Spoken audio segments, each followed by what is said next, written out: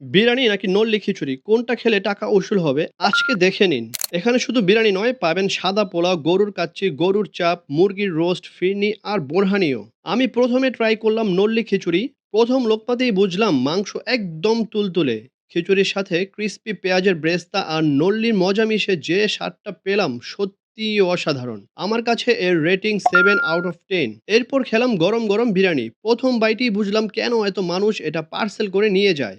ঝরঝরে ভাত, দারুণ মশলার ব্যালেন্সড, আর মাংস এতটাই নরম যে হাতের হালকা চাপেই ভেঙে যায়। আমার কাছে এই বিরিয়ানির রেটিং 8.5 আউট অফ 10। সব শেষে খেলাম এক গ্লাস ঠান্ডা বোরহানি, দাম মাত্র 40 টাকা। বিরিয়ানির দাম 150 টাকা আর খিচুড়ি 160 টাকা। তবে যদি নলি নেন সেই ক্ষেত্রে 40 থেকে 50 টাকা অতিরিক্ত লাগবে। এখন বলুন তো আপনি কোনটা আগে ট্রাই করবেন, বিরিয়ানি নাকি নল্লি খিচুড়ি? আর হ্যাঁ, এতক্ষণ যে দোকানের কথা বলছিলাম সেটার নাম মামুন বিরিয়ানি। লোকেশন জিঞ্জিরা বাস স্ট্যান্ডের ঠিক পাশেই। একবার ট্রাই করে এসে আপনার মতামত জানাবেন আর আমার পেজটি ফলো দিতে ভুলবেন না।